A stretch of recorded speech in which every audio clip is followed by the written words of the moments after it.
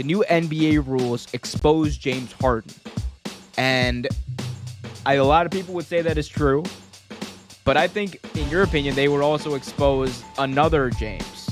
So let's hear what you have to say. What do you think about how the new NBA rules are going and how different players fit into them? I love the fact. Are you referring to the physicality rules and how Yes. they're like not calling those ticky-tack fouls, now they're kind of letting them play now? I love it, number one, because this is how the game should be. The game, you have to put physicality in. When you allow for too much of finesse, now you're taking away an aspect of the game that has existed, and it's kind of been a neutralizer. And, you know, as much as they want offense to be up, they want like the scoring and everything to be up. That's, you know, that's cool and everything like that, the scoring. But I like this brand of basketball. Like, when, not just me, there's a lot of people who like this brand of basketball. It evens it out. And you know what it does too?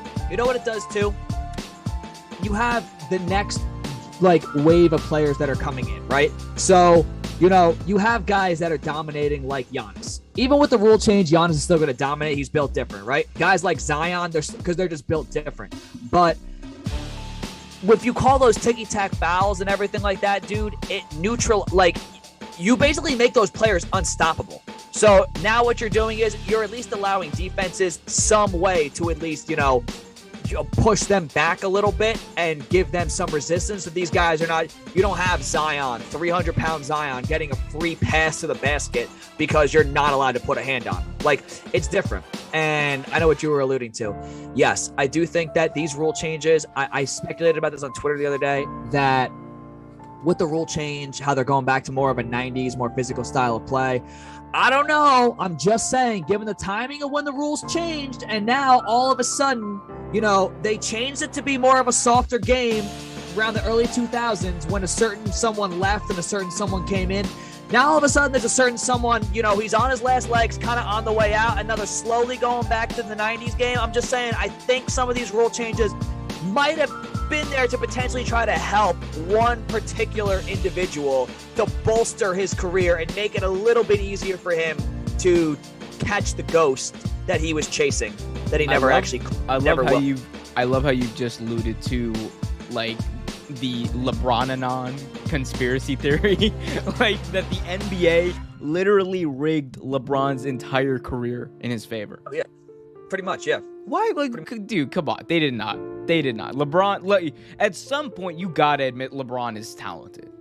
He is talented, but I do think that taking the physicality out of the game to benefit him. For example, a lot of people, maybe I just noticed this because I critique everything about LeBron James. You do.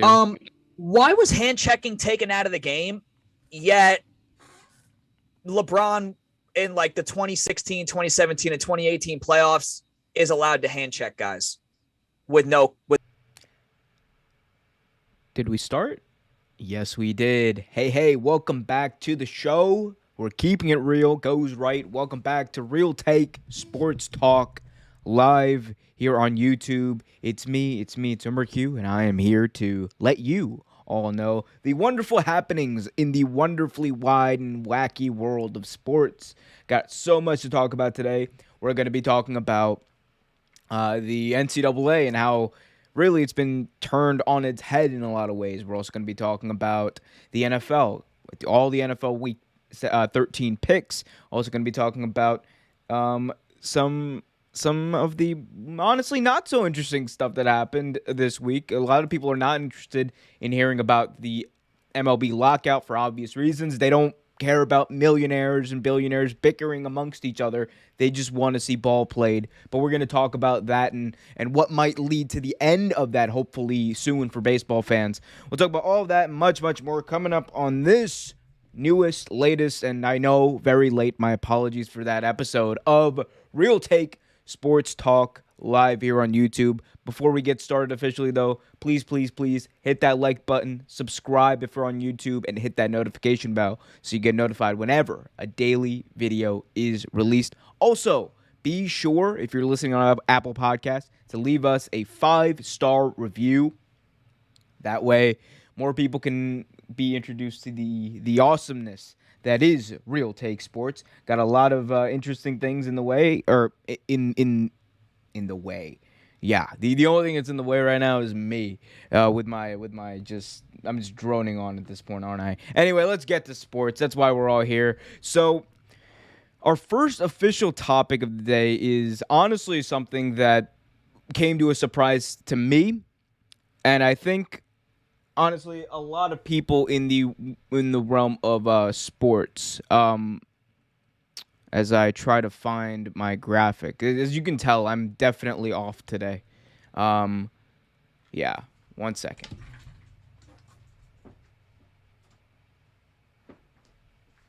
It's what happens on live YouTube sometimes. Anyway, so let's talk about this because this is probably some of the biggest news in football, college or otherwise, that's going on right now. The landscape of college football has been changed drastically over the past week. We've had two huge late season moves.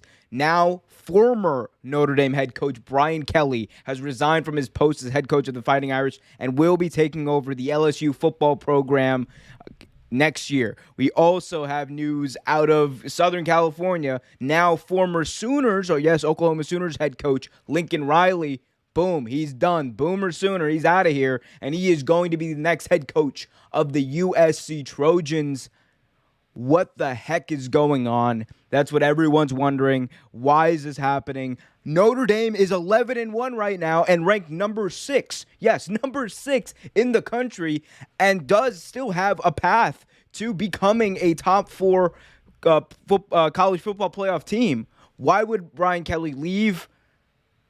I don't know, but actually I do know. I have a theory. We'll talk about that in a second, but let's talk about Lincoln Riley first. So Lincoln Riley was talked about as someone who is a revolutionary offensive mind. He's always had a great offense ever since he's been at Oklahoma.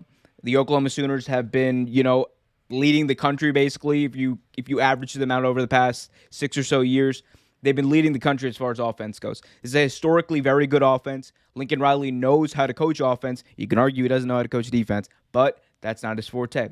And he was talked about as someone who could potentially be in line for an NFL head coaching job, in the same mold as a Cliff Kingsbury, in the same mold as someone like Sean McVay. A young, offensive-minded guy can come in and coach a team to success. That team is not going to be an NFL team. Instead, is going to be the USC Trojans, which have been looking for a head coach for a while now. You could argue since Pete Carroll left, they've been looking to really solidify that head coaching spot. Lane Kiffin didn't work out. Some other people didn't work out. But now Lincoln Riley's the guy. Can Lincoln Riley change the culture at USC? Can he change it back to a winning culture? If there's someone I trust in college football to change an offense into a winner right now, to completely come in and change the offense into something that is to be threatened, that is Lincoln Riley. Lincoln Riley can legitimately turn the USC Trojans into a threat. Especially with all this, even with all this talk about, the Big Ten, the Pac-12 potentially merging. Actually, they announced earlier this year that there was going to be some sort of an agreement there. So even with all that going on, I think this is still going to be the USC Trojans in not next year, but 2, 3, 4 years. This is going to be a top-tier college football program again. And it's going to be because not only do you have Lincoln Riley and his aptitude to coach an offense. Again, offense. This is not going to be a good defensive team. Or if it is, it has nothing to do with the Lincoln Riley hire. But he's going to be able to come in there and boom, the offense is going to be great. 2, you're getting the fact that Lincoln Riley is going to be recruiting kids. And what has happened to the past few quarterbacks, especially, that Lincoln Riley has had in his system at Oklahoma? Jalen Hurts, what's he doing? Starting quarterback of the Philadelphia Eagles. Baker Mayfield, number 1 overall pick. Say what you want about his play, but he's a number 1 overall pick. Success in the NFL. Might get going to get a money-worthy contract somewhere down the line. So you have all of these Oklahoma quarterbacks. You have all these Oklahoma players. Marquise Hollywood Brown, Mark Andrews, tight end for the Baltimore Ravens. All these players who were going to the NFL level and having success. When you're a kid coming into college and you're deciding where to go and you're deciding who's going to coach you, especially when you're a football kid, when you're trying to hopefully get to the NFL, that's something that you have to keep in mind. You want someone who's going to prepare you, who has a reputation to prepare people to go to the next level. That is going to be a crucial recruiting tool for USC moving forward. Because before, ever since Pete Carroll left, they have really not had that. They have not had the credibility of someone like Lincoln Riley in a very long time. And I think, like I said, the culture of this team is going to change overnight with Lincoln Riley. I think it's a great hire for USC. For Lincoln Riley, he's getting a lot of money, so I understand why he did it. He's getting another challenge, and he's a great football coach. And what do great football coaches love to do? They love great football challenges. It adds to their legacy. Does this take him out of the running to be an NFL head coach maybe 3-4 years down the line? Never say never. We've seen it before. We've seen it happen with even successful college football coaches who come in and change programs. They'll leave for the NFL. If the money's right, the money's right. And that's what it's all about at the end of the day. They want to make as much money as possible in order to have that for their families, have that for themselves. Obviously, that's what it's all about. It's a business. But make no bones about it, the USC Trojans hiring Lincoln Riley, amazing move. Like, for them especially, how downtrodden that program has been, really, really good move. Moving over and talking about Brian Kelly, though. This one was honestly, look, the Oklahoma Sooners were really taken out of college football playoff contention after their second loss of the season. Like it was over for them, you know. So I understand Lincoln Riley not wanting to really, you know, there's really no need to finish the season. You could argue that he probably should have. I don't get why Brian Kelly didn't finish the season. I mean, maybe it's just my naivete. I understand you want to get a head start of recruiting. You want to set that 2021 year up or 2022 year up to be as successful as possible, and not being a part of a potential college football playoff, not being part of preparing for a bowl game is crucial to that. So, and time is money. Got it. But man, oh man, you're telling me an 11-1 Notre Dame team that is currently ranked 6th in the country. You are telling me that you're leaving that? The only thing that he didn't accomplish while at Notre Dame was winning the national championship. He's had undefeated seasons. He's had great seasons. He's been college football coach of the year. He's coached Heisman Trophy winners. He almost coached a defensive Heisman Trophy winner in Manti Te'o in 2013. But you're telling me that the one last chance you might have to go to the college football playoff and finally, by God, finally, let everyone know that you are that damn good of a coach and win a national championship. I know it's not guaranteed, but number 6 in the country, still a few weeks left, still a lot of dominoes to fall before the final rankings come out. You're 11-1, you're Notre Dame. You're going to get that extra push if push comes to shove. It really just surprised me the fact that he left. Now, is he going to be, or how is he going to do at LSU? It's going to be tough. I'm not even going to lie to you. It's going to be a lot tougher for Brian Kelly at LSU than it's going to be for Lincoln Riley at USC. Because Brian Kelly, great coach. The coaching acumen is non-factor. The biggest issue with him, with that in that situation, I should say, is the fact that LSU is in inarguably the toughest conference in college football. You could take the Pac-12, the Pac-12, the Big Ten, hell, the ACC, put them all together, doesn't come close to the monster, the absolute beast that the SEC is. LSU has the clout to recruit people just on its own name, but putting it all together and competing year in and year out on the level of Nick Saban, on the level of the Georgia head coach, on that level, That is going to be the expectation for Brian Kelly. And that's what I think sets apart these two situations. I think you're going to see a lot more people give Lincoln Riley leeway if he has a bad year than Brian Kelly.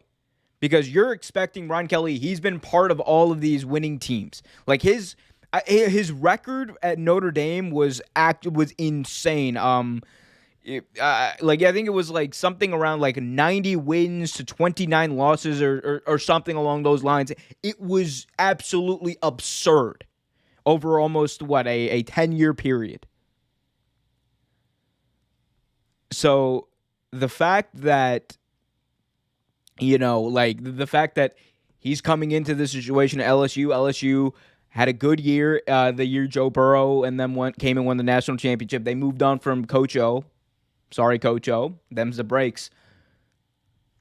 That same pressure is going to be on Brian Kelly almost immediately. They might give him a year and be like, okay, cool. This year we better be competing for a national championship. And if we're not, don't be surprised. They moved on. Coach O is a national championship winning head coach. Granted, they had Joe Burrow and Jamar Chase, but Ed Orgeron won the national championship for LSU in 2019. And they moved on from less than 2 years later. 2020 happened.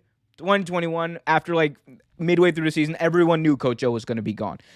So with that same pressure on, it's going to be important for Brian Kelly more than ever to make sure that his team is in a position where they compete. And it's easy to say. I understand he's one of the greatest coaches of this, or best coaches of this generation, but you're going up against monsters, absolute monsters in the SEC. So he's going to be dealing with that. My money is on Lincoln Riley producing or Lincoln Riley being in the better situation. And that is not, I'm hating on someone or anything like that. That is just abject fact. Lincoln Riley is in the better situation to succeed. If not, prove me wrong. And if not, please be sure to hit that like button, subscribe, and hit that notification bell so you get notified whenever a new video is released. We got daily videos on the MLB, the NBA, the NFL, WWE, and AEW. So please hit that like button, subscribe, and hit that notification bell. Hello, everyone, and welcome back to the return of the Minshew moment. So this is a segment we used to do a lot on the show, where we used to highlight Gardner Minshew and his progress in the NFL.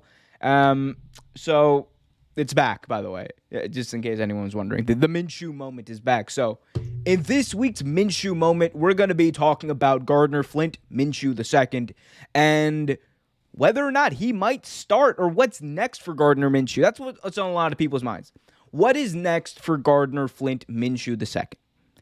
A lot of people, when Gardner Minshew was the backup in Jacksonville in the preseason, people thought that he was definitely going to be traded. Everyone knew that was going to happen. The only question was where. Could it be the Broncos, who you don't know if at that point you didn't know if Teddy Bridgewater was going to be the guy. You didn't think that Drew Lock had it in him because Teddy was actually beating him out. Do the Broncos take a chance on bringing in Minshew, an extra arm, potentially someone to compete for that starting job? They didn't. Then you move on to a team like the Cowboys, who really needed a backup quarterback with Dak Prescott still dealing with some injury issues. Could he be a guy? Could he get some playing time there? Dallas didn't go that route. You had a few situations. Washington, Seattle, who needed a backup, and Philadelphia, granted, who could have used him. The Jets probably could have used any veteran, and Minshew could have been like that bridge quarterback until you got to Zach Wilson. That didn't happen. It ended up being Philadelphia. He got traded to Philadelphia in what at that time was a very stuffed and full quarterback room. Jalen Hurts was the starter. Joe Flacco was the backup. And Minshew was kind of the extra guy. Now Joe Flacco has been traded. He's with the Jets. He started a game over there. Now Minshew's the backup. And people are wondering. People in Philadelphia are wondering. Like, they're inconsistent. They don't have a 500 record right now. They had a chance to win an easy game, honestly, against the Giants, but they proved they couldn't do it, and a lot of that had to do with Jalen Hurts' his just bad quarterback play. And, it's a bad team, too. It's a bad team. But, man, oh, man, you got to think. At some point, are they going to give Minshew the shot? I'm not sure, because you could argue that this is not Jalen Hurts' fault, the way that things have played out, and you'd make a pretty good case. Jalen Hurts is probably the only reason, or one of the only reasons, they're in a lot of these games. If Jalen Hurts' receivers weren't dropping passes left and right, then maybe they might still be in, the hunt for the playoffs. And, they're still in the hunt, but it's going to be difficult. It's going to be really difficult for them, considering the way they're playing, even at 5-7. But back to Minshew. So the reality is, I think anyone, even the quarterback, or even the head coach, knows you switch Minshew for Hurts. Is that going to make a huge difference? Probably not. So, aside from Philadelphia, I don't think Gardner Minshew has a future with the Philadelphia Eagles. I don't think that that's going to be a situation where he can eventually start or he can have a long-term career there. I do think that in the offseason, once again, there is going to be a market for Gardner Minshew. And at that point, this is his third year. He'll be going into the last year of his rookie deal. I believe, I don't know, the fifth-year option, if that they're able to pick that up in the offseason potentially. Maybe they do that. Gives you 2 years. What do you do at that point? This is a guy who's a 6th-round pick who has shown that when he plays, Gardner Minshew is almost probably one of, if not the most productive quarterback I've seen, over a 20-game span as far as just efficiency. We're talking about 37 touchdowns to 11 interceptions in 20 career starts. These are not the stats of a scrub. These are not the stats of someone who is who should be a perennial backup. These are stats of someone who can really start in this league and I think make a difference on a solid team. He's not, don't get me wrong, he's not a great quarterback, but he has potential to be really, really freaking good. And there's a lot of starters in the NFL that he's honestly better than. Daniel Jones, Gardner Minshew's better than him. Maybe the New York Giants take a chance on him. You got people, I love Tyrod Taylor. Gardner Minshew is younger. Gardner Minshew is cheaper. And Gardner Minshew has a longer future ahead of him. You have the Broncos. Teddy's played well. I think Gardner Minshew would be an improvement even on Teddy Bridgewater. Again, cheaper, younger, slightly more efficient, I think, at this point. So he's got options, and he's got the talent. It's just about where will end up. To me, it really depends on a few things. The Aaron Rodgers situation is probably the number one thing it depends on, because we know that Aaron Rodgers is going to be the talk of free agency this offseason. Wherever he goes, whether it's staying in Green Bay, whether it's being traded to the Denver Broncos, like many have reported or many have speculated that might be the case, that domino needs to fall before we talk about Minshew going anywhere. But his future is just not in Philadelphia. This is a dude who can start. This is a dude who can win games and play very, very well. I mean, in 2019, the Jacksonville Jaguars had completely decimated their own football team. He started 12 games, went 6-6, 21 touchdowns, 6 interceptions. Should have been Rookie of the Year as a 6th-round draft pick. You want to argue with me? Look at Kyler Murray's stats. Look at the team stats for Arizona. Compare them to Gardner Minshew in Jacksonville, his rookie year. Tell me who should have been Rookie of the Year. The next year, he comes in on a just terrible team. An all-around bad team. Still puts up 16 touchdowns to 5 interceptions. Completes 60% of it, 65 plus over 65% of his passes. And was responsible for the sole win of the season, even after the team had already given up. So, at some point, if you were someone who's evaluating talent, you're a scout, you're a GM, and you need a quarterback, just know that this guy, who is just efficiency personified, doesn't make mistakes. In 20 career games, only 11 interceptions to 37 touchdowns.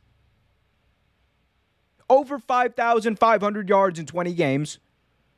Just know that this guy's out there, and for some ungodly reason, there's not a clamoring for this guy to be playing.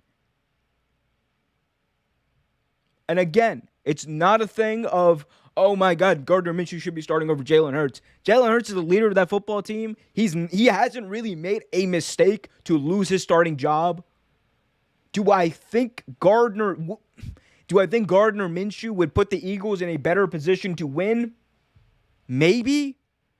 But even given that, I really don't think the Eagles are in any position to win because it's a god-awful garbage football team. But y'all let me know in the chat. Let me know what you guys think. Let me know what you guys have to say. Hit that like button. Subscribe and hit that notification bell so you get notified whenever a new video is released. Also, if you want to donate a chat to guarantee it is read out on the air and to also make my freaking day, hit that link in the chat. It is pinned right there, that donation link from Streamlabs. Please do that. Moving on. We have some interesting news, to say the least, from Tampa Bay. And this is just, if you're a fan of the Tampa Bay Buccaneers, I don't know what to tell you other than I think everyone saw this coming as far as something was going to happen. Because something always has to happen when Antonio Brown is on your football team.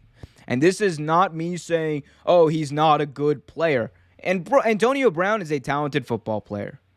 All right? Like that is, there's no bones about that. All right? There's no bones about that. He is a talented-ass football player who, based off of his talent alone, deserves to be starting on a team. Yeah. But these types of decisions aren't made solely on football. They're made on other things as well. And considering everything he's done and this latest thing, I don't know, man. I don't know. Let's talk about it. Before I get ahead of myself, let's talk about it. Antonio Brown. This is the big breaking news out of today. Antonio Brown, Tampa Bay Buccaneers wide receiver Antonio Brown was suspended by the NFL for 3 games. 3 games for violating the NFLPA pandemic protocols the league announced this past week. Oh my gosh. That's what happens when I don't have water on standby, but it'd be like that. Anyway, Tampa Bay wide receiver. Oh my God. It's happening again. Tampa Bay Buccaneers wide receiver Antonio Brown has been suspended for 3 games for violating the NFL and the NFLPA pandemic protocols, according to league sources on Thursday.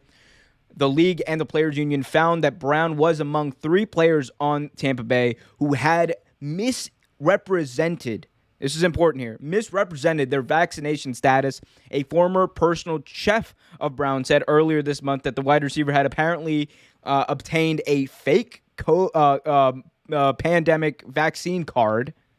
So that made the rounds, and we talked about that earlier. But now it's been ruled that he apparently did, in fact, mislead the team, potentially with this fake vaccine card. And he's suspended for 3 games. He's going to miss 3 game checks, tens of thousands of dollars. Also suspended for 3 games were Buccaneers backup safety Mike Edwards and now free agent wide receiver John Franklin, who was with the Bucs before. All 3 players have accepted their discipline and will not appeal. So that kind of shows you where that lies here. They're not appealing this. So apparently they don't have good standing to appeal this, you would think. Anyway, Antonio Brown suspended for 3 games. And the only thing I can say is something was bound to happen. And this is not me piling on, as people want to say, on Antonio Brown. This is not me saying that, oh my God, I told you so. Or maybe it is. Because One thing we know with Antonio Brown on every single team he's been on, he has been very productive for, all but one team he's been on. He's been extremely productive throughout his career.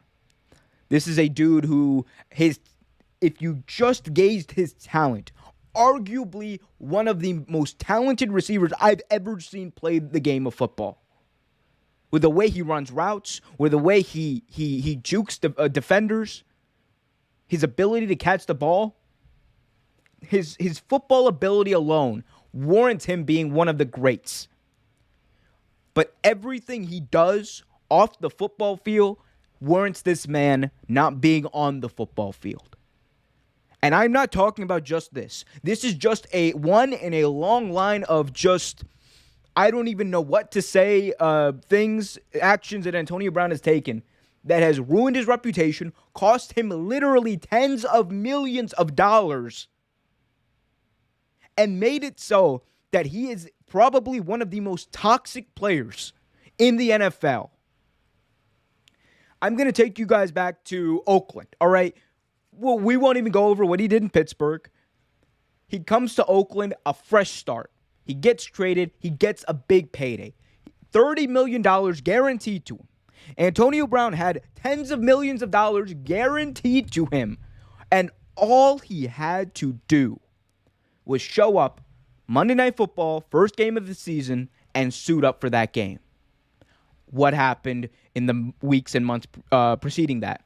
Didn't want to practice because of his helmet. Threatened to fight Mike Mayock, the GM of the Oakland Raiders at the time.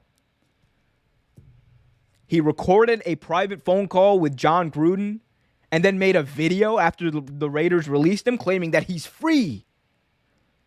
And he was happy that he gave up $30 million. Okay. He's made a lot of money. Granted, I think $30 million is generational wealth, but he gave up that money. His decision. We can judge it all we want, but his decision. Okay. Goes to New England. The one place that everyone's like, if there's anywhere that can fix him, if there's anywhere it's going to keep everything quiet and he's going to, be a very efficient football player on and off the field, it's going to be there. Goes to New England. Tom Brady brings him into his home. And he's productive for a few weeks there. And then the noise starts again. We see allegations, very serious allegations of sexual assault. We see text messages where Antonio Brown threatened his accuser.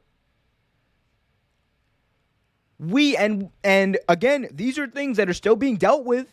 We see videos of Antonio Brown fighting with the mother of his children, arguing, I should say, with the mother of his children, in front of his children. Not good optics. We hear and see a lot of noise, and the allegations, which it's the most serious part of it, because I think a lot of people forget that part. We are so enamored with football players that we forget about these allegations, and we forget about the fact that Antonio Brown literally threatened his accuser. Stupid behavior from a stupid football player and a stupid man. Even if the allegations are not true, even if all of that, you're telling me at any point you thought it was a good idea to threaten the accuser? And now, at a time where player safety is of paramount importance for both the league and the Players Association, where they have these protocols in place, you like them, you don't like them, they're there. You can be unvaccinated and play in the NFL, but what you'll have to do is you'll have to get tested, you have to go through some protocol, wear a mask. Okay. There are literally a lot of players on a lot of teams. My quarterback, Lamar Jackson, doing the same thing. You don't hear word about it from him. But no, Antonio Brown is someone with, I don't know what it is, whether it's an impulse control problem, whether it's something else. But this person obviously feels like he does not need to be held accountable for anything or to anyone. And that's an issue. We just saw Amari Cooper come off a 2-game suspension for a similar thing. And now he's being suspended for 3 games. The NFL is seeing this happen. These are 3 players who this happened to. And you're telling me that 3-game suspension was it?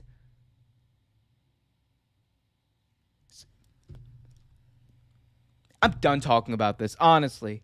Like, you want to talk about football, but don't act like not on things that happen off the football field don't affect what happens on the football field. Because that's dumb. All right? There's a lot of fans out there who want to say that, oh my God, people are freaking out about this whole AB thing. No. Because by lying about your vaccination status or misleading, as this says, I don't know what I don't know exactly what he did. They haven't released exactly what happened. All we know is the reports of the chef, from the chef, that he had a fake vaccine card. What we do know is that again and again, Antonio Brown has been a distraction, and a very toxic one at that. One that is beyond just this. And here's the thing. We're not talking about T.O., doing curl-ups in his driveway. We're not talking about Randy Moss doing a touchdown celebration. We're not talking about, someone talking a lot of smack like Steve Smith used to do. We're talking about someone who has been a detriment to himself and other people and his teammates and almost anyone he comes in contact with. It's a problem. A serious problem. But some people don't want to talk about it.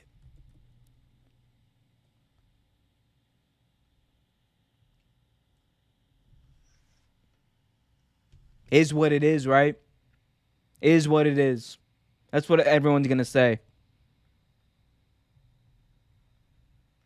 I'll tell you what it is. It's sad. Truly, it is sad. Let's move on. Talk about more sad news, honestly. Though not as sad as probably what happened in the previous segment, but still sad nonetheless. An MLB lockout is what we are in the middle of right now. 7 minutes is all it took for the MLB to decide that the players need to be locked out. 7 minutes. 7 minutes is how long the league and the Players Association met the other day to negotiate the CBA before the league's owners decided that locking out the players was the right move.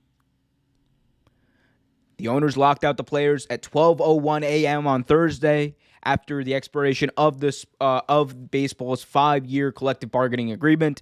During the lockout, free agency, trades of major league players are not allowed. The freeze would come on the heels of, honestly, the craziest, most active free agency period I've seen in my entire life. I think there was something crazy like $1.6 billion in free agency money spent. We saw Scherzer agree to a big-time deal.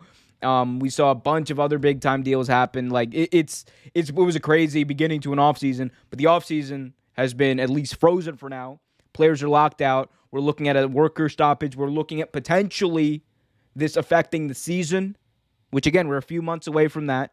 So there's plenty of time here to negotiate.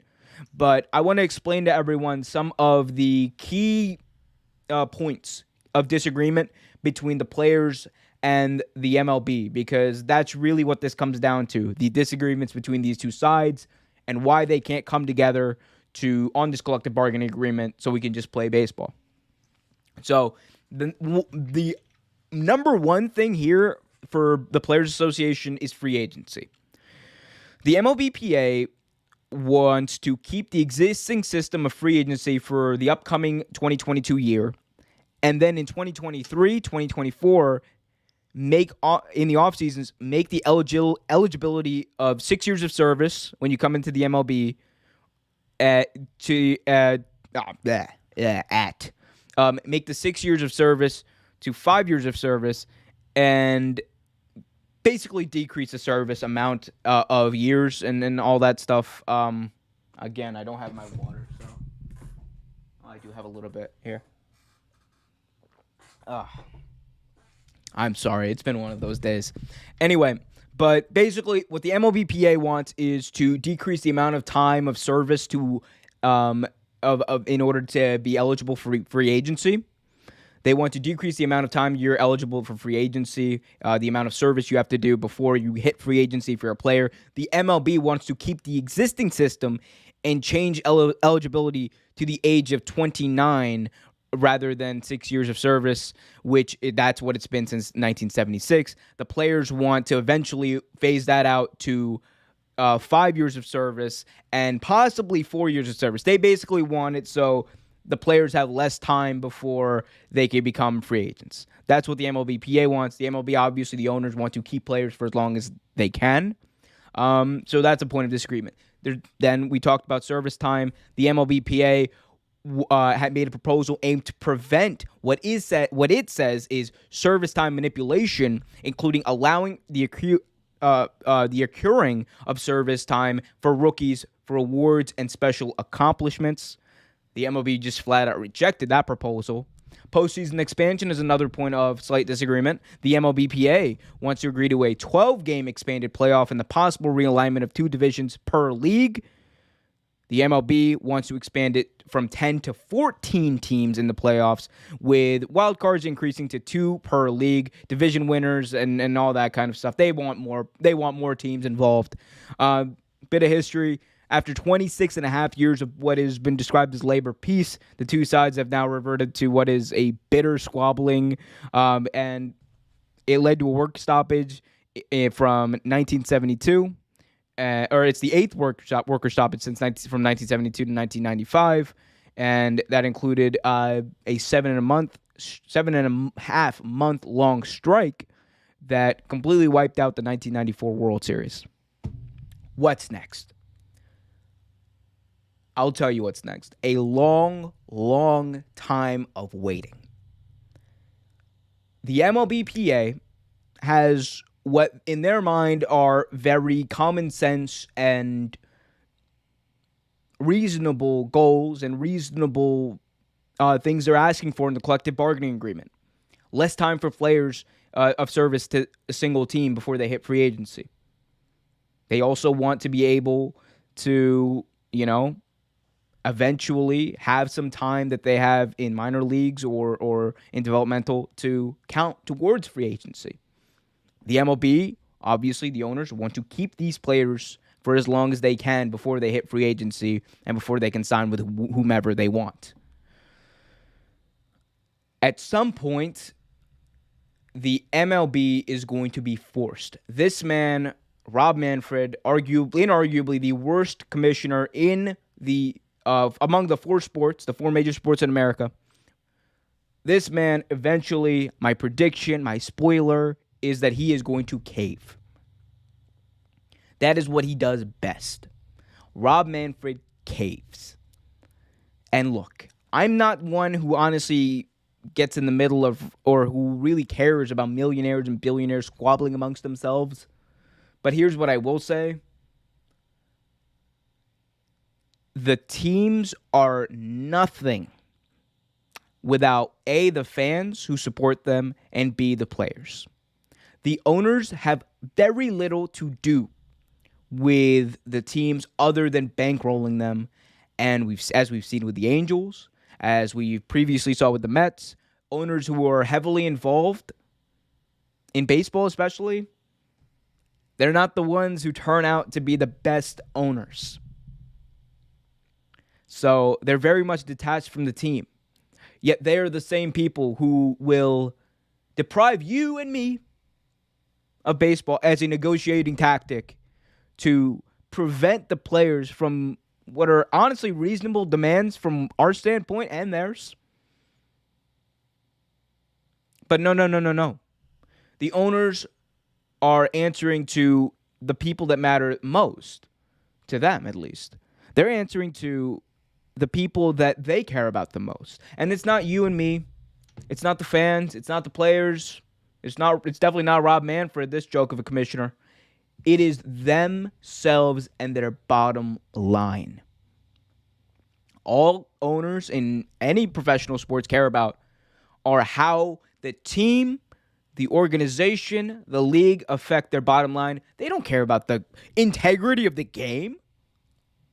If integrity of the game meant so much to these owners, their jobs wouldn't exist. Their entire function is to bankroll these teams, which you could argue could also be done on a community basis. But no. We can't have that, because then our jobs would cease to exist. In fact, when you think about it, what is the whole point of the MLB, the NFL, the NBA having owners? Because honestly, I mean, there's a handful of owners you can count that are actually productive members of the front office that actually help their teams win consistently. Outside of them, like the Steve Bisciottis, the Robert Krafts of the world, the Mark Cubans. Outside of them, the GMs do all the heavy lifting. The players do a lot of the heavy lifting. The fans probably do the most heavy lifting by actually buying into the sport and paying for tickets, paying for jerseys, paying for merchandise, paying for TV. But no. The MLB wants you to believe that they are right. They are doing what's best for the sport by stopping it in its tracks. And it's not because they want what's best for you. It's not because they want what's best for me. It's not because they want what's best for the players. It's not because they want what's best for baseball. It's because they want what's best for them. That's why they bought these teams. That's why their job exists. That's why his job exists. And we all know that if this was a fair and just world that judged people about how well they do their jobs and how much their job actually matters, someone like Rob Manfred would not be employed in the position that he is. It's not an opinion. It is just abject fact, real take truth. Them's the breaks, people. I'm so serious about this. Like, the owners think they can just manipulate us into believing their false narrative of they're saving baseball by stopping it from happening. Give me a break. Give me a freaking break. Also, give me a like, a share, and a subscribe, and hit that notification bell so you get notified whenever one of our daily videos is released, as I consume a cough drop, because man, oh man, is my throat dry. Got a lot more to talk about today, including some news out of Washington, the Washington football team. Oh, the one team everyone likes to talk. They got to win this. They got to win last week. That is true. They beat the Seattle Seahawks, which is, man, oh man, big L, man. Russell Wilson, no one's down worse than him right now. Feel so bad for him. Anyway. Ooh. That's bit down. Force a habit. Anyone who's listening to this on a podcast, I'm sorry. We have a few more segments, including this one on the Washington football team, tampering in the NBA, and, a surprise. Yeah, we got a surprise one, too. Also, we're going to talk about every single game in NFL Week 13. So much to do, so much to see. So take a back seat, and let's get to it. So this was a big story on Twitter, especially. So Robert Griffin III, RG3, is writing a book about his time for playing for the Washington football team, which, first of all, I think that's awesome. I think that's hilarious because, just when the Washington football team thought that they were done dealing with PR nightmares, oh, they're about to get another one. So here it is. So this is RG3 talking about his new book, his new tell-all book. RG3's new tell-all book, which a sentence I never thought I'd say. Anyway, this is RG3 on his new tell-all book that is going to reveal some of the biggest secrets of the Washington football team.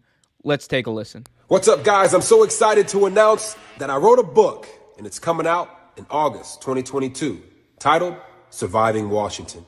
Now, every experience that I've ever had has made me a better husband, a better father, and a better player. But I want you to take this journey with me as I walk you through one of the most dysfunctional franchises in all of sports. I'm going to tell you the truth about what happened in that playoff game in 2012 against Seattle. I'm going to detail the medical mismanagement that I received during my time in Washington. I'm going to open your eyes to the sexual harassment that permeated the walls of that building and give you a deep dive into a power struggle between one of the most powerful coaches in all of sports and an owner that many of you want gone. They say the truth will set you free. So here it is, unfiltered. Pre-order now. RG3 did one hell of a job selling me that book. I cannot wait to buy it. I cannot wait to read it. So first of all, kudos to RG3 for the amount of just shameless self-promotion there. It is something that I have at this point mastered, and I'm glad that he has as well. But getting to the subject of this new tell-all book that he's going to be writing about the Washington football team, the franchise that he once played for, he was the second overall pick for, he was seen as the franchise moving forward for. He's going to talk about everything that went wrong. He's going to talk about apparently what happened during that playoff game against the Seattle Seahawks in 2012 when he got injured and he was never the same player after that. And he's going to talk about the power struggle, and which we kind of know of. Mike Shanahan came out a few years ago, and I remember he did this interview with Undisputed on Skip and Shannon's show, and he talked about very, very candidly as well about how difficult it was for him as a coach, just doing his job with Dan Snyder and everyone else in the front office, kind of trying to meddle with his coaching ability, with his coaching style. So we kind of know that part of the story. Robert Griffin has talked slightly about what happened there, but it seems like he's going to be going way more in depth than anything, just that. He's going to be talking about not only the power struggle between Shanahan and Snyder in the front office, but he's also going to be talking about remember that report from the New York or Washington Post that came out last year about the sexual assault allegations, the culture of the Washington football team that Bruce Allen once said was actually damn good. What a joke. So the fact that you have RG3 talking about this, I think it's going to just mean more heat on this team, rightfully so, because they are owned by arguably one of the worst owners in professional sports in Dan Snyder. That is my opinion. That just happens to be pretty true, in my opinion. But it's going to be interesting to read because we know about this team. It has been a dumpster fire. When you think about dumpster fire franchises, this is what comes up. The Washington football team. They have a lot of really great players, and unfortunately, the representation of the team has little to nothing to do with them. It has everything to do with the people at the top. It has to do with Dan Snyder. It has to do with Bruce Allen. It has to do with every single person who was part of that damn good culture. Someone prominent needs to speak out about it and give a voice to this dysfunction so we can finally put an end to one of the saddest and most disgraceful stories in pro football. And that has been, you could say even before that, but the past 20 years A lot of the things we've seen from Washington and the ownership group and the front office of Washington have been just terrible representations for the league and the sport of professional football. I'm talking about the allegations. I'm talking about the name. I'm talking about the defense of the name. I'm talking about the lengths that people went to, specific people went to defend something that was a racist name, that everyone knew was a racist name, that if you went back in time to George Marshall, I believe, was the owner, who came up with the name, the team name. You went back in time and you talked to this person. This is someone who was a vehement racist. The Washington football team were the last team to integrate black players into football. It took them until 1969 to do that, people. And we're not supposed to believe that this team is rooted in a history of hatred and bigotry and racism and every other terrible thing, honestly, you can throw under the sun. Come on. I'm happy RG3 is giving a voice to it. I'm happy that we're still talking about it because it deserves to be talked about until there is substantive, I should say, change. There needs to be substantive change in Washington. And I'm not just talking about there needs to be change as far as ownership. I'm talking about there needs to be a lot of change. The stadium sucks. As someone who's lived in D.C., the location of the stadium is less than adequate for any real person from D.C. to get to. It's easier to get from a train, from public transportation.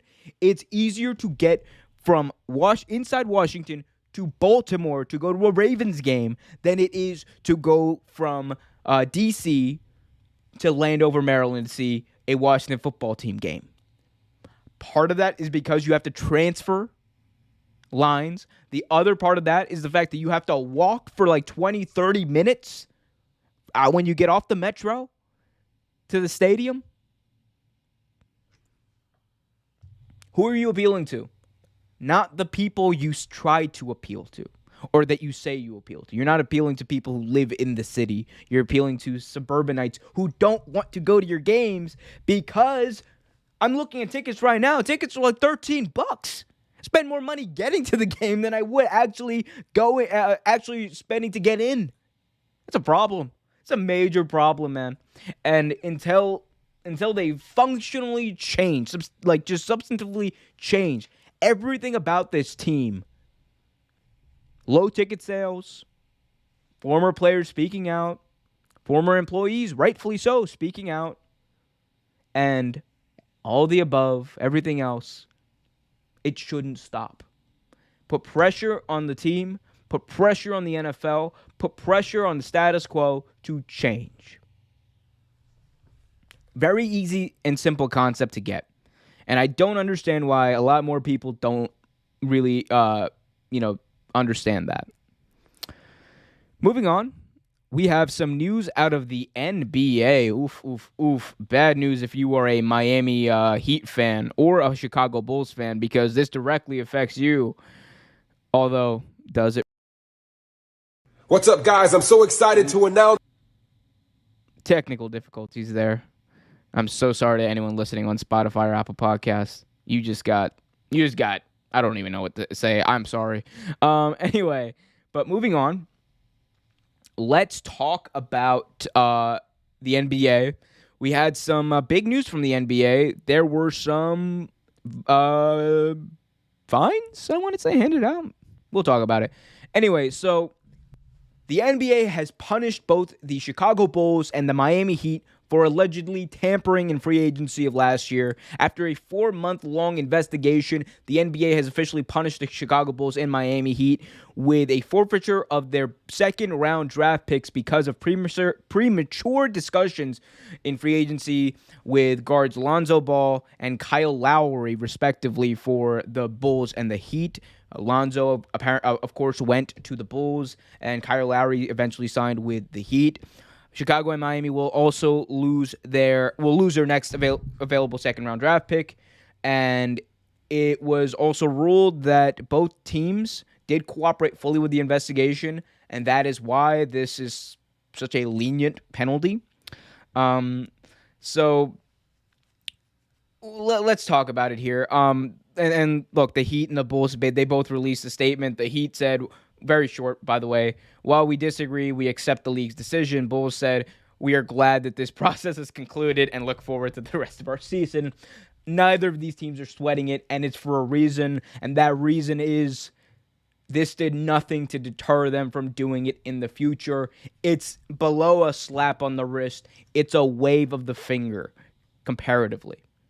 A second-round draft pick, yeah, you only get 2, but that outside of that first one, a lot of teams, especially these 2 teams, the way they're set up, they're not going to be, hungry. They're not going to be, missing that second-round draft pick. The Bulls especially, their starting 5 is arguably one of the best in professional basketball. So they're not going to be sweating this punishment. And this is not something like these 2 teams obviously tampered. It was found that they obviously tampered. And we were always wondering, what was the penalty going to be? What was the penalty for a team tampering? We always hear the term tampering.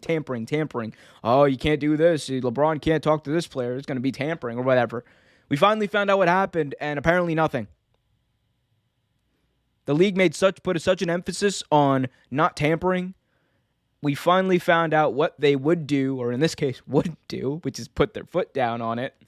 And we find out how much they really care, and I think it's everyone knows. Tampering is like one of those unsaid things. Everyone does it. You're telling me players don't know or have discussions with teams or other players about where they're going to go? Come on. No one's that naive. Not even the NBA is that naive. They know players do that. The only reason it's there is to put up a veil of respectability. That's it. Outside of that, players talk to each other all the time. There's a reason KD and Kyrie got together, and it wasn't because they finally figured it out when they both were free agents. Oh, man, we should play together. No. It's been years in the making. You think D-Wade, LeBron, and Chris Bosh got together like that in free agency, and it came together that quickly? No. Players talk to each other. Teams talk to each other. If you think that agents don't contact teams in some way about players' interests, or teams don't contact agents or players to gauge players' interests, dead wrong. You are dead wrong. And it also comes to the question of, can you stop tampering? And I think this really shows that you can't. You can't, because you're never going to know every single conversation that a team, a player, or an agent has at all every time. That's never gonna be the case. There are things you can do to mitigate it. There are things like teams can't fly out players, right? When they're playing for other teams to talk about free agency or talk about a contract. Obviously, no one's stupid enough to do that. But you really can't stop it. And the NBA really showed how serious this is. It's a non-serious issue. A second-round draft pick? Are you kidding me? You think that's going to stop the Bulls from doing this? The Bulls literally said, cool, this distraction, this thing is done. It's like they went to detention for like 15 minutes. All right, cool, I'm out. What's up? What's next? They got written a referral to the office. Cool, what's next? Okay, are we done? All right. Cool, we're out. That's literally what happened. It's the dumbest thing ever. A second-round draft pick? Are you kidding me? Like, didn't even fine anyone. Didn't even like suspect. Like, they don't care, and that's fine. Like, I think tampering is like one of the like. It's again one of those things the league can't control, and it's going to be hard for them to try to. I think this is really all you can do, because you can't warrant taking away. If you take away a first-round pick, then I mean, maybe that stops some teams. Like, but you can't really do anything substantial. And even for these teams, like a first-round pick, yeah, it's gonna like hurt them a little bit in developing players moving forward. But really want to hurt them, you could, if you really want to hurt them, if you really want to punish teams, go after the salary cap. Go after the salary cap for tampering. Say you lose X amount, $5 million, $10 million, whatever, in salary cap money the next year. That'll scare some teams off when you mess with their budget and when you mess with their money. But I don't think the NBA is in a position to, nor will they actually do that, because you can't regulate something that obscure and that personable. You just can't. Moving on, before we get to our NFL picks this week, we have one. Actually, hold up. Yeah, let's do that. So before we get to our NFL picks, we do have one bit of news. I don't know, one story that I found interesting. So there was for people who don't know, there was this huge fight that took place in I don't even know how to explain it. Anyway, there was a huge high school fight that really took the internet by storm this week. It took place in Carlisle. I hope I'm saying that right. Iowa, as you can see right here, Carlisle, Iowa. It was between a team from Nevada and a team from Carlisle. And at the end of the game, as players are going to shake hands and bump fists after the game respectively, you can see this one kid from Carlisle absolutely decks this other kid from Nevada. It was a bad look for this high school, obviously. It was a bad look for everyone involved. Kids, don't do this, but man, oh man, let's talk about it. Because, wow, this was something. So the first punch from this kid came to the stomach. The second punch came to the jaw. And apparently these two were jawing at each other the whole game. And maybe that's what instigated it. One person who was there at the gym says, quote, "The whole gym went crazy. No one knew what to do. And the guy from Nevada was out for a couple of minutes," which it looks like he was. You could tell something was definitely wrong with him. And look, it's also a serious issue. This is a sucker punch. This was not even you didn't see it coming. This was just caught him at the most vulnerable time when everyone thinks they're safe. They're doing the hand bump and the fist bump, and I guess he bumped fists in a way, but this was bad. The Carlisle superintendent said, "This is without question an unfortunate incident that is not representative of the school culture that exists at Carlisle Community District Schools. I want to make it clear that this type of conduct will not be tolerated." Nevada superintendent said, It was very unfortunate and disturbing situation. Fortunately, it sounded like our student athlete is going to be all right, which we're happy that he's going to be all right. He looked like he took a really bad hit there, and he looked like he was out. So glad to hear he's all right. Some students apparently said, again, they traded insults, that it was leading up to something, and everyone kind of knew it. And someone actually said, this was a Carlisle high school student actually said this. He said he had said something during the game that Carter, who was the person who punched him, didn't like at the end. So Carter went up and finished it, which was little way too beyond, if you ask me. So there is even his fellow students not agreeing with that. He didn't have to go that far. I think we can all agree on that. This is just, it shouldn't happen. This really just shouldn't happen. There's no excuse for this happening, for being honest. But man, oh man, talk about just, if you're gonna do it, there's a way to do it. I'm not condoning this at all. Actually, you know what? No, there's not a way to do it. If you're in high school, especially, don't do crap like this. This is just, there's no need for it. The game's over. The game is over. It's not you can even say it's the passion of the game. Again, we don't know what the one student said to this student, Carter, who apparently hit him. We don't know what was said. But it's hard to believe, and who knows, but it's hard. I find it very hard to believe it warrants this. If something bad was said and there was fighting or whatever that took place in the heat of the moment, at that moment, I can understand that, because we all get angry. We all say stuff, we all do stuff that we, in our rational minds, wouldn't do.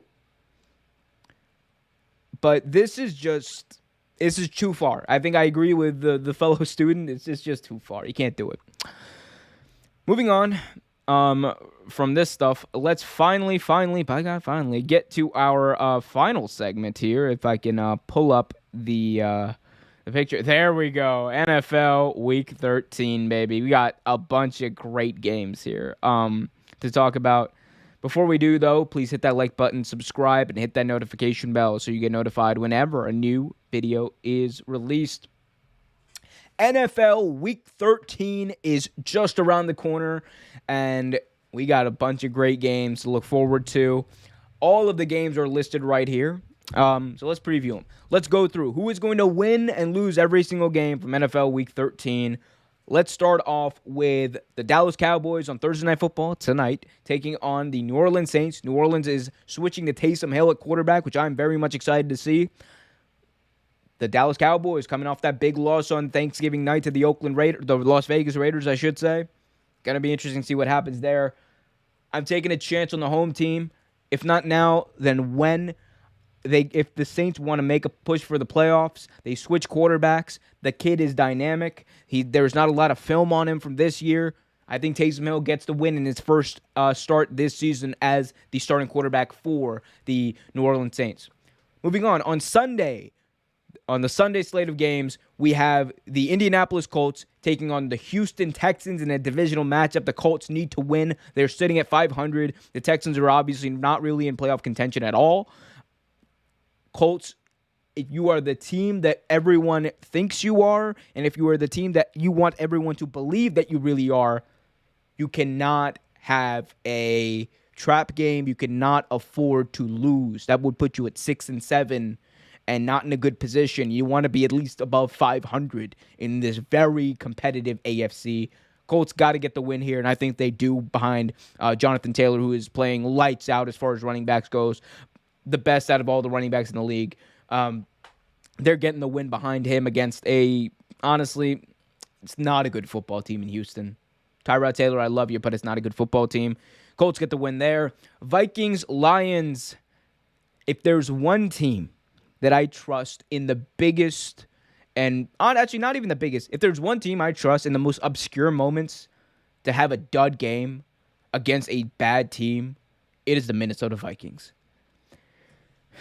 DC, Dan Campbell, I'm talking to you right now. If not now, when? You gotta get this dub. I am taking the Detroit Lions until I can't take them anymore. They have to win this game. I'm gonna say they will, and it's a very realistic, I think, pick because the Vikings are inarguably the most inconsistent team in football. They're in some games, they're not in some games. They go down to the wire, they win, they tie. It's weird, obscure. It is the perfect type of game for the Detroit Lions to just find a way, finally find a way to just sneak in a win here and avoid an 0-16-1, just absolute record-breaking finishing record. Let's hope it doesn't come to that, though. Let's get them to 0-15-1. I got the Lions in this one. Miami hosting the New York Football Giants. Didn't look good for the Giants on Monday Night Football. They fired Jason Garrett. They win against the Eagles last Sunday. This is a team that, I think they're going to hang around. But do they beat a team in Miami that's trying to win 5 straight now, trying to push themselves back in the playoff contention? I don't think so. I think Miami's playing really good football. Tua is getting healthier and healthier. I think that's going to be the difference. I'm taking Miami in this one. Next, we go to the Tampa Bay Buccaneers against the Arizona Falcons. The Atlanta Falcons, who I don't know why they're winning games. They're just ruining their own draft picks. It's the Bucs, and it's you know what? It's going to be the Bucs by a lot early. Atlanta's going to come back against Tom Brady and then find a way to just dud it at the end because that's what Atlanta does. Prove me wrong if you think I'm full of shit, but I don't think I am. Tampa Tom does what he does best, and that is humiliate the Atlanta Falcons, and he's going to do it in their own stadium. I got Tampa Bay in this one. Jets-Eagles, very interesting matchup. The Eagles were a few drop passes away from actually winning or being in a position to win that game against the Giants. They possibly could have been, I believe, 6-6 at this point. That's not the case. They're 5-7, trying to keep pace in that NFC playoff picture. The Jets are just trying to keep pace with themselves. I don't know what to say about this team. Robert Saleh is a good coach. I think he's in a bad spot. Zach Wilson has the potential to be very good. He's in a just impossible spot as far as that offensive line goes and the lack of talent around him. It's going to be hard for him to pull out this football game. especially after the Eagles coming off of a loss that they knew they shouldn't have lost. I think the Eagles and Jalen Hurts especially are out to prove something. I think Jalen Hurts is out to prove that that last week, the 3 interceptions were not indicative of him. The Jets don't have the talent to match it up, which is saying something when you're going up against the Eagles, but I have the Eagles in that one. Well, that's obviously a mistake. Anyway, moving on to our next game, the Arizona Cardinals, if that is right. Maybe I got that wrong. Let's see. This is what happens when I make graphics last minute. Sometimes they end up not being a good. But let's see. Okay, pretend that says Chicago Bears. Anyway, so pretend that says Chicago Bears. I'll change it in post. Anyway, so the Arizona Cardinals are going to be taking on the Chicago Bears in Chicago. Man, oh man, the Bears really could have used the extra boost of firing Matt Nagy. They didn't, and they apparently won't. And I think they're going to find out why they should have this week when Arizona, the 9-2 Cardinals, absolutely stomped them 42-3. It's not going to be pretty. It's not going to be fun. It's not going to be football. It's going to be just butt ugly.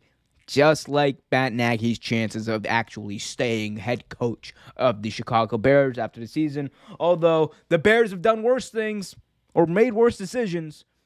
Please, please, please, for the sake of Justin Fields, get someone who's actually competent at his job at head coach or at their job at head coach, please.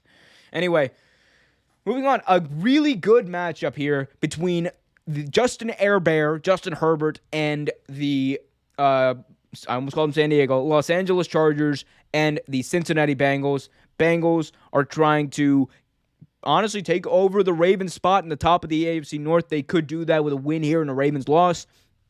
The Chargers are trying to keep pace in the somehow still competitive AFC West. They've no-showed in a bunch of games this year where we thought that, maybe the Chargers aren't who we thought they were. Maybe they're not ready for this big moment. This is a matchup of two very young teams that people have very high expectations for, and that we both know these quarterbacks have just superstar Hall of Fame potential in both of these guys. And it's exactly the type of matchup that, honestly, I think we're going to be talking about this. Justin Herbert and Joe Burrow are two quarterbacks that are forever linked because of where they were drafted, when they were drafted. They're always going to be linked, and this is the first in hopefully a great series that we're going to see these two in over the next 10, 15, who knows, 20 years. That being said, I don't trust the Chargers, and that is not saying that I don't trust the Chargers in a big-time game against a big-time opponent like this to win just yet. I think the Bengals are more prepared at this spot than the Chargers are. That mainly has to do with the fact that, honestly, the Chargers completely did a dud when they faced the Ravens in Baltimore. When the Bengals did, it was completely the other way. They blew them out of the water. It wasn't even close. That's the bar. That's the difference between these two teams. I don't trust LA. I just don't. But who knows? You could prove me wrong, but I'm taking Joe Burrow and the Bengals here, and it's honestly easy for me. It's honestly easy, and it shouldn't be.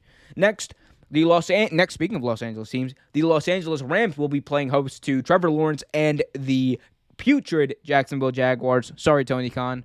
What do you want me to say? If the Rams lose this game, they are look, here's all I can say. Rams, of course, but if they find a way to lose this game, there's going to be a lot of conversations about the decision to get Matthew Stafford and trading away what they traded away to get Matthew Stafford, trading away what they traded away to get Von Miller, instead of just keeping something that was working with Jared Goff. Say what you want about Jared Goff playing in Detroit. It's a putrid football team around him. Jared Goff got to a Super Bowl with this same LA team. You could argue the receivers around him were worse than the receivers that are around. Definitely worse than the receivers that are around Matt Stafford right now. Not saying anything bad about Matt Stafford, but if they lose this game, you know that's going to be a segment on my show next week. You already know it. Washington is going to be going all the way out to Vegas to face the Las Vegas Raiders, who got that big win in the NFC East against the Dallas Cowboys. There's something about Heineke, man. There is something about that kid. He's efficient with the football. He gets the job done, knows exactly where to go, doesn't make mistakes, doesn't make timely mistakes, and he's a baller sometimes. Can he do it in LA in that raucous crowd, or in Las Vegas in that raucous crowd? The Raiders are weird. I think it's going to be a very close game. I think the Raiders do have a tendency, especially late in the season, to have these dud games in a row. The jury's still out on them because what I say, they start out every year. They start out some like very good. They start out like 5-1, 6-2. They and then they just fall off. We're at the point where they just start to fall off. Granted, they're coming off a win in Dallas on Thanksgiving Day. I'm taking the Raiders with a lot of skepticism. I think it's going to be a close game. And I think Washington has the potential to pull it out with Heineke, but going with the Raiders is my official pick. Finally, we go to the greatest rivalry in the history of professional sports. Fight me, everybody. The Baltimore Ravens are going all the way up to that putrid city up north in Pittsburgh, and they will be facing the down on their luck, older like Rover, Pittsburgh Steelers team. Baltimore by 7 touchdowns. So I'm just kidding. No, I think Baltimore's got it, though. I think Baltimore's got it. It's always a hard-hitting game. These two teams know each other. You could argue that there's no two head coaches that know each other well enough or as well as Mike Tomlin and John Harbaugh do. Mike Tomlin became the head coach of the Pittsburgh Steelers in 2007, Harbaugh in 2008. Ever since then, they have been battling each other twice, sometimes 3 times a year in the playoffs. This is going to be an interesting game. It always is. I'm a homer. I don't care what people think. Baltimore is the better team. Baltimore has a better quarterback. Baltimore has the better chance, and Baltimore is going to win this game. Moving on, we have an NFC West matchup. San Francisco is going to Seattle. I think Seattle has just had their entire confidence crushed this year. They're not going anywhere. They're 3-8. San Francisco at least has something to play for, and I think they've got it together. They finally got their running back in Elijah Mitchell healthy. Jimmy G's looking good, efficient. The injury to Deebo Samuel will derail them a little bit, and it might make this a closer game, but I'm going with the Niners because I just think they're on a roll, and they're just going to continue to be on a roll. Next, the Denver Broncos are going to be going on Sunday Night Football. This was flexed into Sunday Night Football, by the way. Denver Broncos, who are somehow, some way, under Teddy Bridgewater, after losing Von Miller, after trading away Von Miller, this division is like one of the goofiest in football. Somehow, they are tied for second in this division at 6-5. The Chiefs are at 7-4. Denver wins this game. Denver leapfrogs them, becomes number one division. That's how close this is. We have the Chargers, the Raiders, and the Broncos are all 6-5. And the Chiefs are 7-4. One game separating all of these teams. Say what you want. All conventional wisdom would tell you the Chiefs win this game. But the Denver Broncos have the best scoring defense in professional football right now. People don't score a lot of points on them. And if you look at the Chiefs, I know the Broncos offense is bad. The Chiefs defense is just as bad. It's the perfect time for Teddy Bridgewater to finally have a 300-yard game. It's the perfect time for them to use Cortland Sutton, to use Noah Fant. Because the defense can't stop anyone. Can't stop a nosebleed, as Bart Scott would say. People are going to say that I'm an anti-Chiefs guy or whatever, but I think the Broncos defense actually pulls this out. Teddy Bridgewater is going to be very smart with the football, and they're not going to lose this game. I got Broncos by 4. Finally, Monday Night Football. in a game that is likely going to decide the division. I mean, look, this is something I never thought I'd say, or many people didn't think they'd say this year. The New England Patriots have a chance this week to go 9-4 and really just start to run away with this division. Because right now, Bills are sitting at 7-4. Patriots at 8-4. Patriots win this game. They're sitting at 9-4. Bills at 7-5. A solid 2 games back. Not where they want to be. And for the Bills, it doesn't get easier. They still got to face a bunch of tough teams. That being said, I don't know what to say. That being said, there's nothing to be said. Bill Belichick is proving this year why he is the greatest coach of all time. He's taking a rookie quarterback in Mac Jones to an 8-4 record. Mac Jones has also played very well. Don't want to discount that, but Bill Belichick's prepared this whole team to play well. Defense is playing great. I think the Patriots win. And I think, yeah, they go up to Bills Mafia. They go up to Buffalo. By the way, Bills have lost 2 at home already. They're 4-2 at home. So they are susceptible at home. Patriots have won 6 in a row. Make it 7. I got the Patriots there. That has been the full breakdown, preview, predictions of Week 13. I'm probably going to be wrong, but I don't care. Anyway, if you guys let me know what you guys have to say about that, hit that like button, subscribe, and hit that notification bell. In the meantime, keep the conversation going on Twitter. Follow us at Real Take Sports. Real Take Sports Talk on Twitter, or on Facebook and Instagram, I should say. And head on over to patreon.com/Real Take Sports. Also donate to our Streamlabs link in the description of this episode. Until next time, I'm Omar Q, and keep it real. The new NBA rules expose James Harden. And